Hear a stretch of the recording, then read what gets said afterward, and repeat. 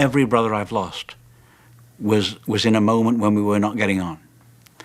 And so I have to live with that. I'm the last man standing. You all right? Yeah. I'll never be able to understand that because I'm the eldest. Barry Gibb once stood on stage with his three brothers, creating one of the most iconic sounds in music history. But today, he stands alone. Behind the glitter of disco balls and record-breaking success lies a story of heartbreak, family conflict, and devastating loss. At 79, Barry Gibb has finally opened up about the regrets that have haunted him for decades. How did a man who helped define an era become the last surviving member of the Bee Gees? And what truths has he carried all these years?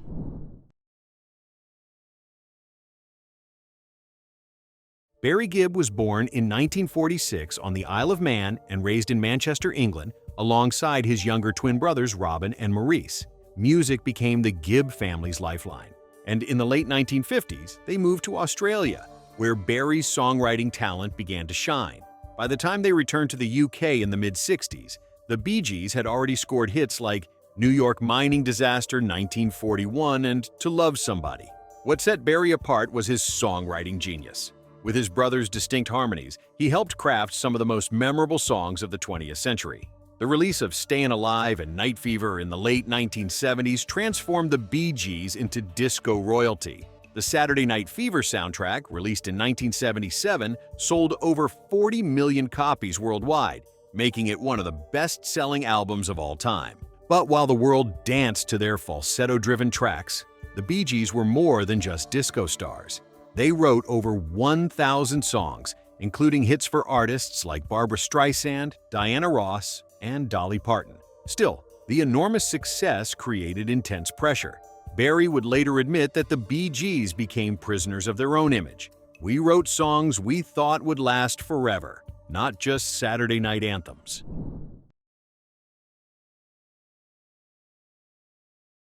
Behind the scenes, fame wasn't glamorous.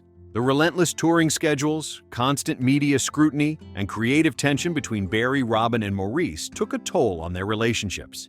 The brothers often clashed over musical direction, with Robin briefly leaving the band in 1969 after feeling overshadowed by Barry's leadership. Their younger brother Andy Gibb was also pulled into the whirlwind. By the late 1970s, Andy became a teenage heartthrob with chart-topping hits like Shadow Dancing and I Just Want to Be Your Everything. But the pressure of fame and his struggles with substance abuse weighed heavily on him. Barry tried to support Andy, producing much of his music. But tragedy struck in 1988 when Andy died at just 30 years old due to heart failure caused by years of drug abuse. Barry later said, "I think we all handled Andy badly. I don't think we knew how to handle what happened to him. The loss devastated the family, but it was just the beginning of a series of heartbreaks that would haunt Barry for decades."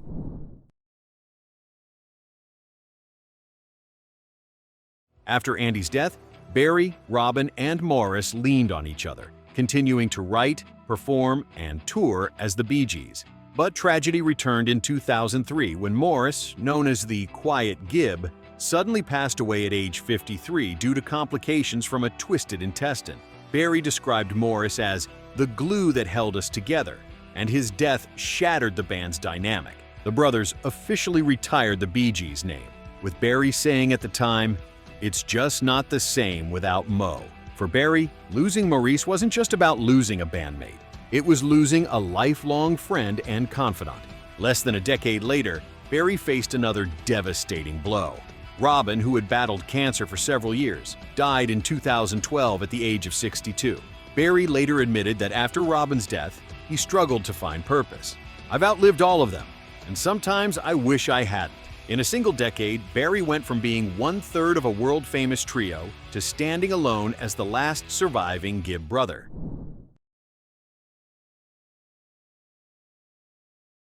While the Bee Gees are celebrated as one of the most successful bands in history, Barry has been candid about his regrets over how their music has been perceived. The disco era made them superstars, but it also trapped them in an image they struggled to escape. During the late 1970s, backlash against disco was so strong that the Bee Gees' reputation suffered. Barry lamented that their early, soulful ballads like Massachusetts and How Can You Mend a Broken Heart were often overshadowed by the disco craze. "We wrote songs we thought would last forever, not just Saturday night anthems," he said, reflecting on how he wished the group's full body of work had been recognized sooner. Adding to this, Barry has spoken openly about the regrets he carries regarding family tensions. The Bee Gees' intense work schedule left little time for them to simply be brothers. "We spent so much time under pressure," Barry confessed. "I wish we'd had more time to just be together, without all the chaos."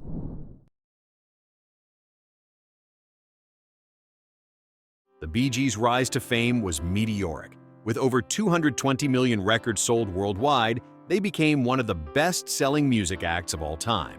However, fame came with a cost. During the height of disco, the band became cultural icons, but also targets. Barry recalls how critics dismissed their music, branding them as just a disco band, despite their songwriting contributions for artists like Barbra Streisand, Diana Ross, and Kenny Rogers. The backlash took an emotional toll. After years of constant touring, media scrutiny, and public backlash, Barry and his brothers stepped back from performing in the 1980s. Yet, even in the face of criticism, their music continued to dominate charts globally. Fans remained loyal, particularly after each tragedy. Following Maurice's and Robin's deaths, tributes poured in from across the music world. Their songs, once criticized, were celebrated as masterpieces of pop and soul songwriting. For Barry, the outpouring of love was bittersweet, proof that their legacy was untouchable, but also a reminder that he stood alone.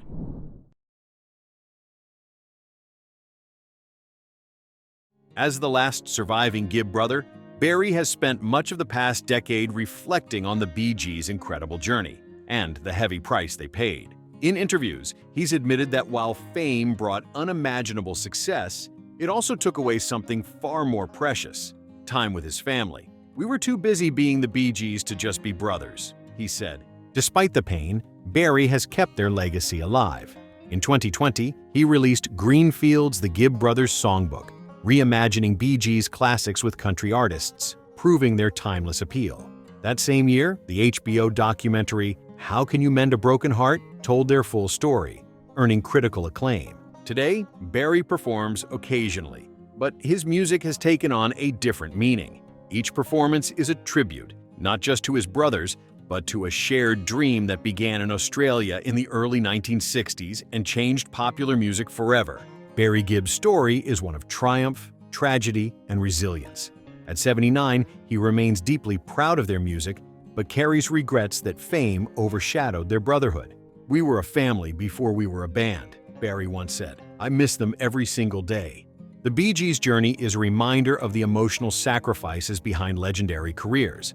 Their songs, To Love Somebody, Stayin' Alive, Words, continue to inspire generations. And Barry has made it his life's mission to ensure that his brothers' spirits live on through their music. For Barry, regret and pride now coexist. While the losses weigh heavily, the love they shared and the mark they left on music history endure.